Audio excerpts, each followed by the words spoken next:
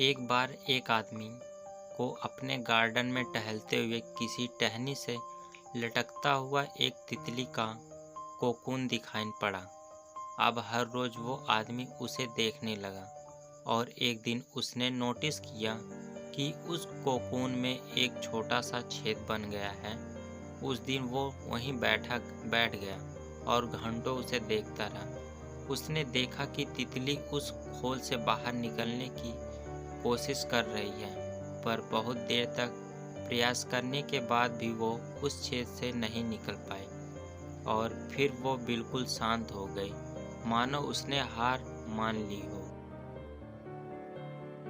इसीलिए उस आदमी ने निश्चय किया कि वो उस तितली की मदद करेगा। उसने एक कैंची उठाई और कोकून की ओपनिंग को इतना बड़ा कर दिया कि वो तितली आसानी से बाहर निकल सके।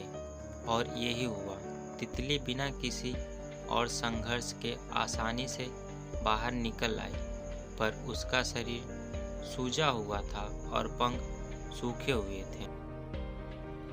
वो आदमी तितली को ये सोचकर देखता रहा कि वो किसी भी वक्त अपने पंख फैलाकर उड़ने लगेगी, पर ऐसा कुछ भी नहीं हुआ। इसके उलट बेचारी तितली कभी उड़ ही नहीं पाई और उसे अपनी बाकी की जिंदगी इधर उधर घिसटते हुए बितानी पड़ी। वो आदमी अपनी दया और जल्दबाजी में ये नहीं समझ पाया कि दरअसल कोकून से निकलने की प्रक्रिया को प्रकृति ने इतना कठिन इसीलिए बनाया है ताकि ऐसा करने से तितली के शरीर में मौजूद तरल उसके पंखों में पहुंच सके और वो छेद से बाहर निकलते ही उड़ सके।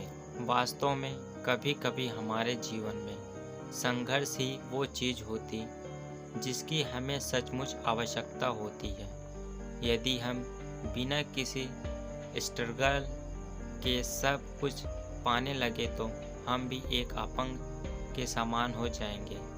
बिना परिश्रम और संघर्ष के हम कभी उतने मजबूत नहीं बन सकते जितना हमारी क्षमता है। इसीलिए जीवन में आने वाले कठिन पलों को सकारात्मक दृष्टिकोण से देखिए।